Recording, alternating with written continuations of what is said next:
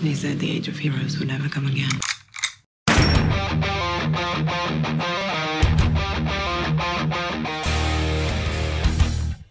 Hello my friends, my name is Stevie Cade and welcome to Film Trigger.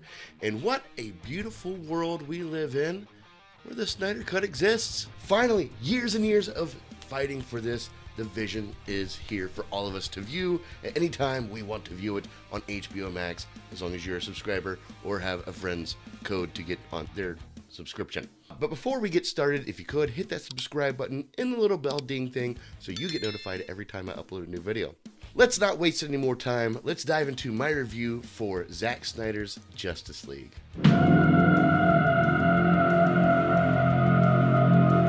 I can't tell you how good it feels to be doing this review right now. The very first video I had hashtag release the Snyder Cut. I've been fighting for this for 2.5 years. So let's immediately dive into what I like about this movie.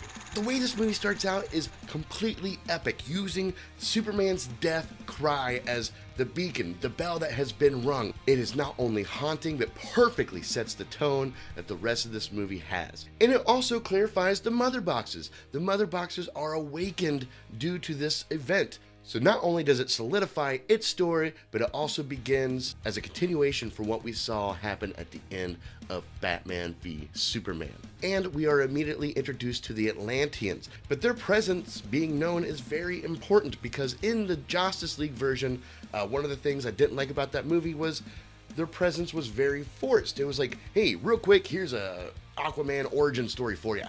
This, it sets groundwork for the Atlanteans and Aquaman's storyline. We learn that he's been visiting Atlantis consistently throughout his life because he feels comfortable there. It makes it a hashed out storyline. And I think that's just absolutely amazing. I feel more invested in the Atlanteans, especially from this and even going into the Aquaman solo film. And speaking of Aquaman, we might as well just dive into the characters in this movie because the characters in this movie are so well developed, so much more well developed than I knew previously going into this. Aquaman went from badass protector to seemingly like a god to the villagers. He also has an emotional battle he's dealing with within himself. This version of Aquaman has depth and it illustrates his very complex emotional integrities. And then we have Cyborg. If you've been looking for the heart of this movie, this is where it lies, within Cyborg. Not only do we dive deeper into his backstory and exactly what happened to him and his relationship with his father, but it plays a very pivotal part in the main storyline. This need and desire to help others is something that's been instilled in him pretty much his whole life. In Justice League, he seems to only have hate for his father because he created a monster, which is Cyborg. But no, this is something that's been building for a long time. His father not showing up to the games and not really being a presence in Victor's life. It really adds validity and depth to his character, and not just that, but I noticed that Cyborg's story mirrors a lot of Superman's. You have a choice to make. You have these abilities. You can either do good or do wrong with it, and you need to make that decision. Like Superman, Cyborg's life has a second chance. He just needs to realize exactly what that second chance is, and we see that hashed out very well. Then we have the Flash. The Flash, the person who I complained about in Justice League that was not really needed in that movie. We have 2 speedsters already, so what does Flash have to offer that nobody else does? His ability to manipulate time is something that is showcased when they resurrect Superman, but also brought in later to the end of the film and plays a vital part into not only saving the Justice League, but the entire world. That's right. Flash is the one that saves the entire world. Yes, granted, it was a group effort. He's like the Hail Mary pass that saves the movie. Make your own future. Your own past. Make your own past. It's all right now. It was wonderful to see the Flash just not be there because he's the Flash doing Flash things. Just like Cyborg, just like Aquaman, a very pivotal part of this story. And then we have Steppenwolf. This was a much needed change from what we knew before. And we actually have some empathy for his story. Like, I feel bad for the dude a little bit. You know, he messed up a long time ago and now he's trying to redeem himself. And even though I don't really fall on the team of, man, I really hope Steppenwolf, changes his ways, the guy deserves to die. But I do feel for him. I can tell this is a person at the end of his rope, trying his best to get back into the cool kids club. He is desperate and willing to do whatever it takes to prove himself. And he just looks badass. His suit is not only badass, but it's functional, and it seems to be kind of like alive, like it has a mind of its own. It's constantly like twitching around a little bit, like it's just eager to do something. And let's talk about his face for a second here, because one of my biggest complaints about Steppenwolf in the previous film, I keep saying the previous film, but you know, Justice League, he had a rubbery face. He conveyed no real, true emotion. I know what color his eyes are in this movie. Couldn't tell you what color his eyes were in the other one. You can see the emotion on his face, the worry, the concern, the desire, and he's just kind of adorable sometimes. But all in all, he's a bad guy that I'm emotionally invested in. I understand his purpose, and he truly presents himself as a threat. And we also have Darkseid being introduced into this movie. Now, his character is not really hashed out as well, but it does lay the ground to want more. We know he's going to play a very big role in the future films, and I'm eager to know what that is. And not just that, but the little bit of time that he does have, he has a very big, deep presence. You know this is not the guy you mess with. So kudos to Ray Porter for hitting a home run, for having such a menacing performance. But most of all, we have the Trinity: Batman, Superman, Wonder Woman. Now, these characters don't need to be hashed out as much as we've seen them in Batman v Superman, but we want to see how their story is continuing from that movie, and this movie delivers. Their combined development is an umbrella for the entire story arc. You have Wonder Woman, who brings us the who, what, when, where, how, and why, with the history lesson of Darkseid and who Steppenwolf is. Then you have Batman. He's telling a story of redemption, faith, and perseverance. And Superman also telling his story of losing your way,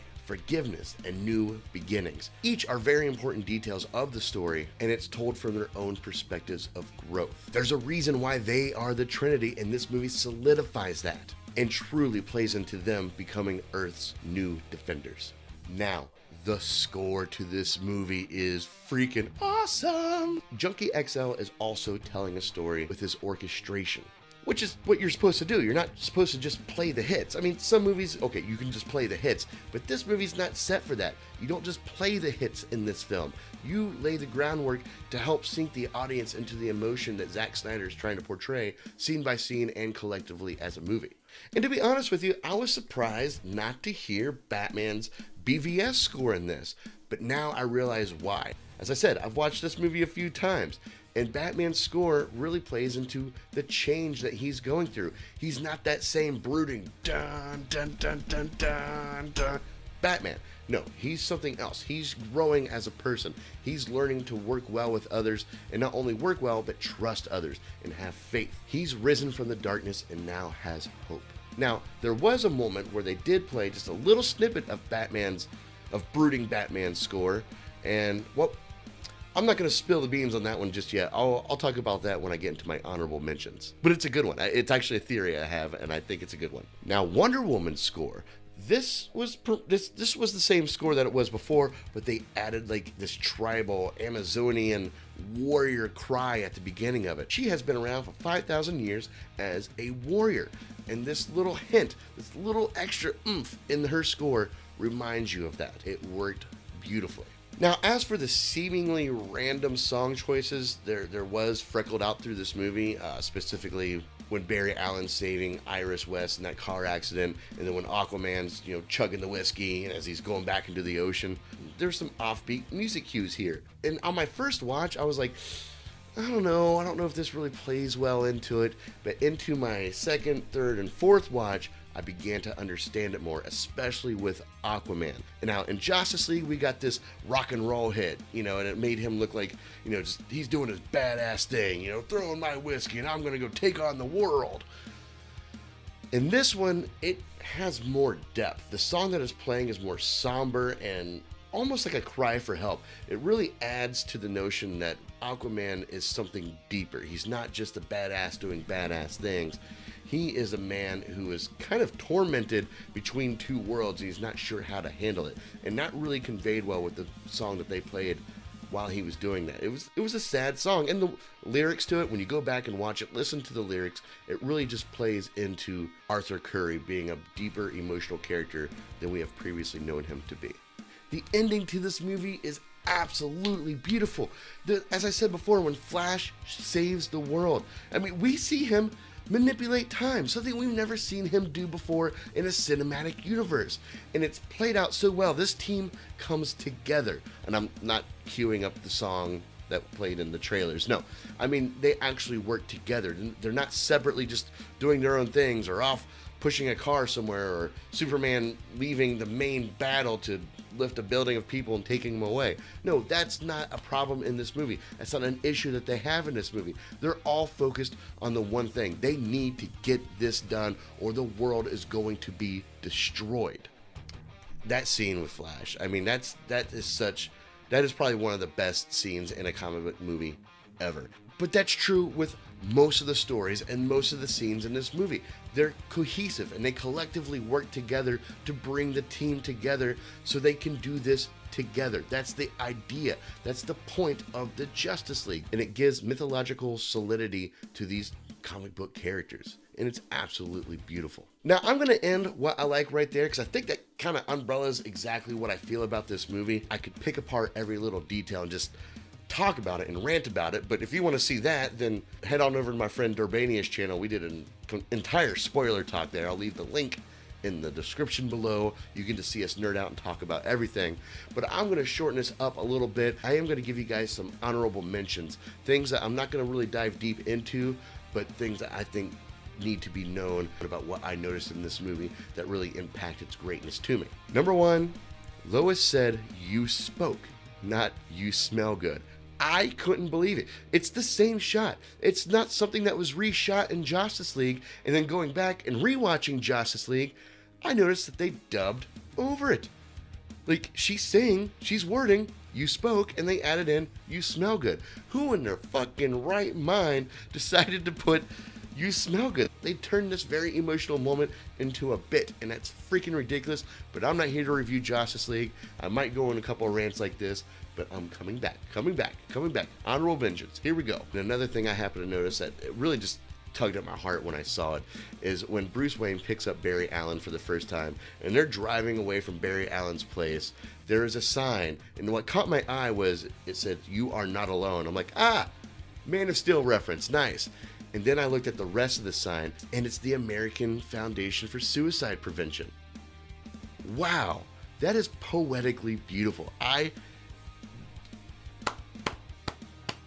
Man, I have no words. I just, if you didn't catch that, I hope you catch it next time. And also be sure to donate to the American Foundation of Suicide Prevention. It's very important. And thank you, Zack Snyder, for including that in this film. That's very noble of you. Another honorable mention I have is the aspect ratio. Yes, I honestly haven't heard anybody complain about it. Well, I heard plenty of people complain about leading up to it. Haven't heard anybody complain about it as they seen it. I didn't notice this ratio getting in the way of my viewing experience. Actually, there was plenty of times I loved seeing the tall picture, because I know I was still getting the wide picture. I wasn't being robbed of anything wide, but I was getting a bigger picture all around, and I loved it. I did mention this earlier about Batman's BVS score. We got a little snippet of that in this movie, and that was when Deathstroke showed up. And that leads me to believe that maybe Deathstroke in the future films might represent that Batman brooding angst. It's like a passing of the torch. Batman grows more hopeful and faithful in humanity. Deathstroke is going to rise into that brooding, unhinged anger that Batman had before. I think he's going to take that mantle. That's just my opinion, not 100% sure. Moving right along with what I'm on the fence about when it comes to this film. And there are some things I'm on the fence about, and there are a couple things I don't like. Nothing major, but we're going to get into it right now. The epilogue. Okay. First of all, the first part of the epilogue, I feel like could have been just at the end of the movie and would have fit just fine. Zack wanted to kind of tie some loose ends and leave things open for the future, which is good, but it just seems really like shoehorned in there. Like it wasn't. It's like, here, I filmed all this extra stuff, and here it is all at the end. I like the scenes that are in the epilogue, just not the way it was presented. But for what an epilogue is, it works.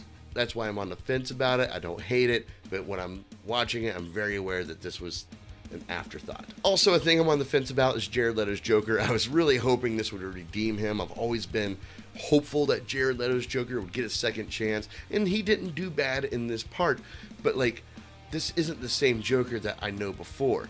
He seems like Joker, you know, he's insane, but he doesn't seem criminally insane here. He seems actually like he's just lost his marbles completely. Like, if you took the regular Joker that he's supposed to be, hit him over the head with a lead pipe, you were left with this Joker. Isn't that right,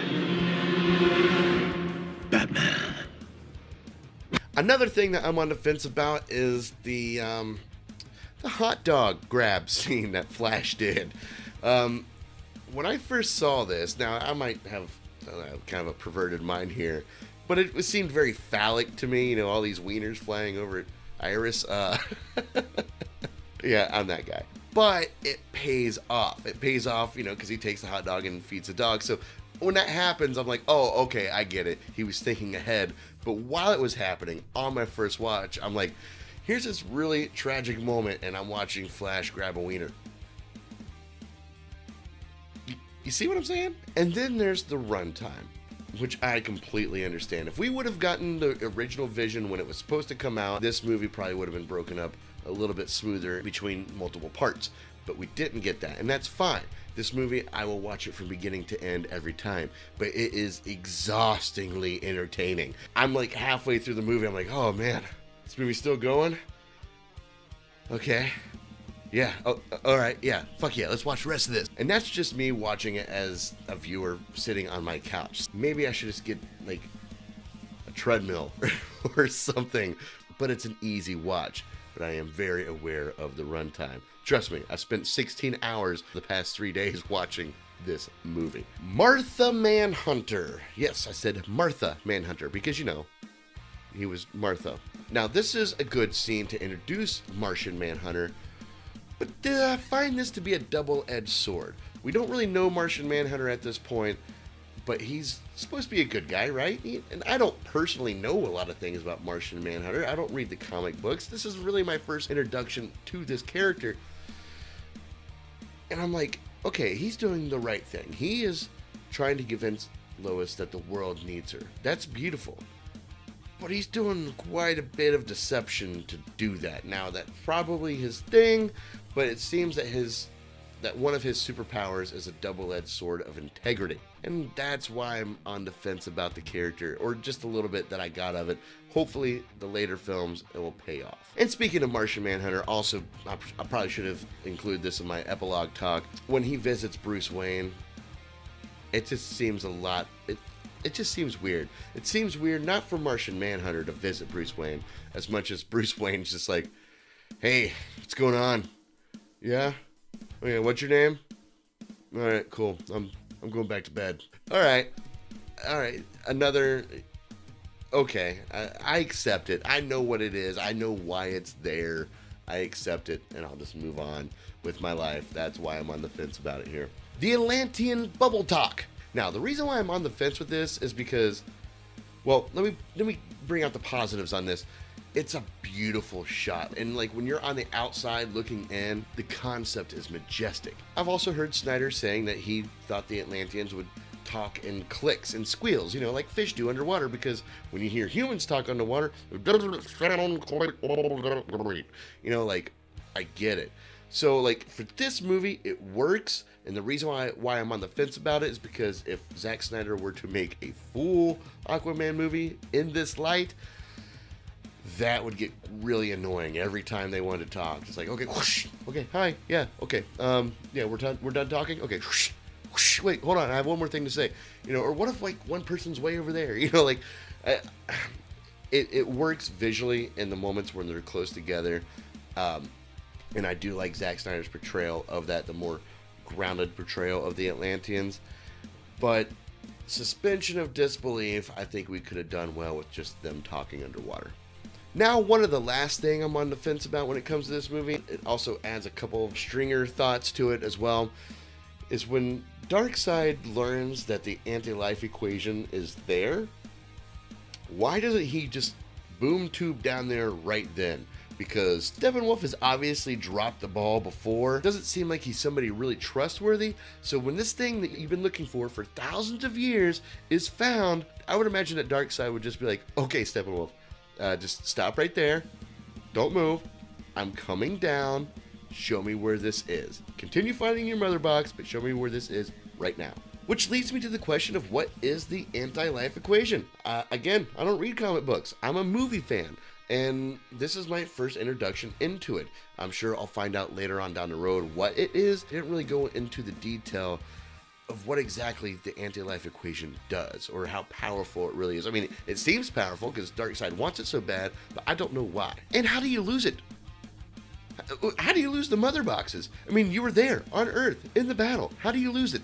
I mean, yeah, okay, you got your ass kicked. You had to go away, but like, okay, well, there's Earth. We know that's where we lost it. I don't understand how they don't know where this stuff was when they were physically there at one point in time. Moving on to the shortest part of my review, and that's what I don't like about this movie. And I really had to search for things I didn't like. And actually take off my bias glasses to deconstruct these things. And first out of the gate is something that bothers me because I don't quite understand why it's there, or not there rather. Batman's voice resonator, like the thing that alters his voice when he talks. This is not consistent through the movie. There's times that he has it and it's very present, and then there's times that he doesn't have it. And it's not like one scene or another. It's like in the same scene, he has it, then he turns to this shot, and then he doesn't have it. And it's just Ben Affleck's voice. I don't know if any of you guys noticed this, but it's something that I cannot not notice. Repurposed shots. Again, this is something that probably had to do with, Zack not being able to fully shoot everything that he wanted to reshoot, or shoot what he wanted to shoot just to begin with, because he needed to leave the project early. But I did notice there were some shots that were repurposed, like Steppenwolf and Darkseid. When Darkseid lands on Earth and he brings the axe down and that anti-life equation thing spreads across the ground, that shot is reused, but with Steppenwolf flesh on it, and it's reused like when he discovers the anti-life equation. It's literally this shot for shot. He digs his hands in the ground, looks at the dust, and then brings down his axe.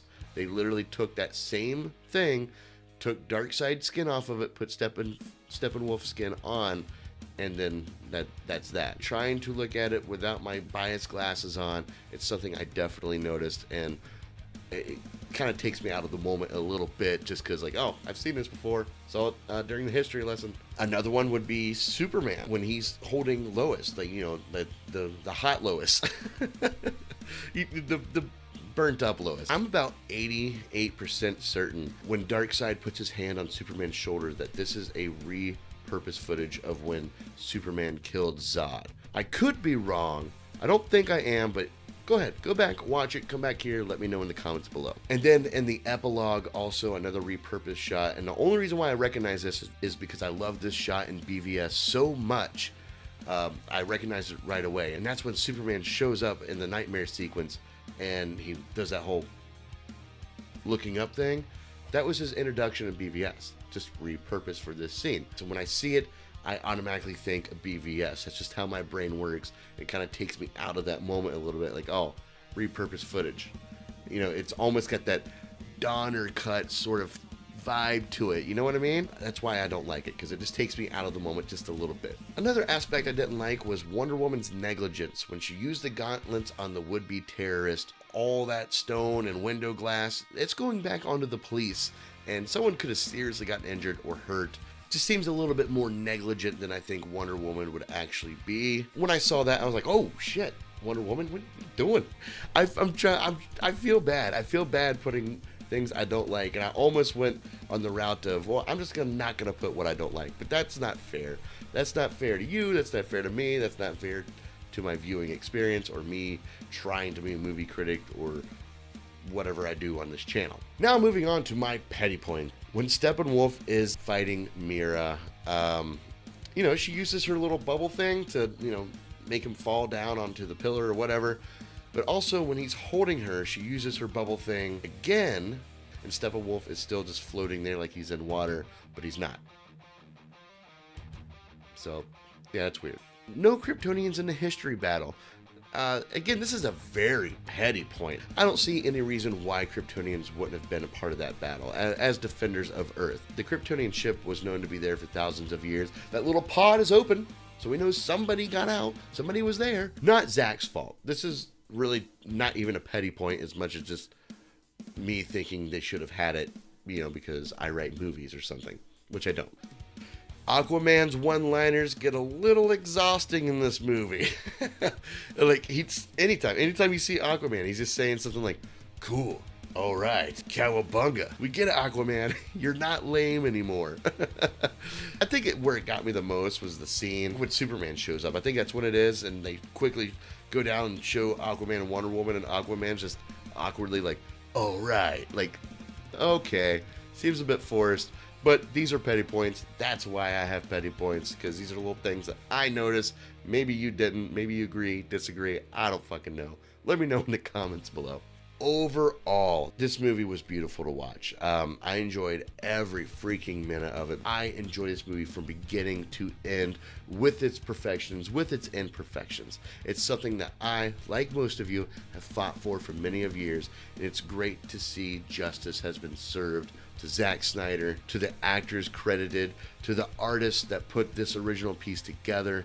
That is absolutely amazing and beautiful, and I will have no issues watching this movie over and over and over again like I did with Batman v Superman. And for all these reasons, I'm giving this movie a standing ovation, A+. That was wonderful. Bravo! I loved that. Oh, it was great. There you have it, everybody. My review for Zack Snyder's Justice League. Oh, I love the fact that I can just say that, and I love even more, I can just stop this review and go watch the movie right now. And I will be buying it when it comes out on Blu-ray. But I also am very intrigued of what your opinion is. BVS was very divisive. I don't think this is as divisive. I think this is prominently getting good reviews and a good response with audiences. But let me know what you think. What do you like? What do you not like? Do you think the shit I pointed out is ridiculous, or are you on board with things that I pointed out that I didn't like about this movie? Let me know in the comments below. Also, make sure you check out some more of my videos, and as always, stay trigger happy, my friends. Peace. We live in a society where honor is a distant memory. Isn't that right, Batman?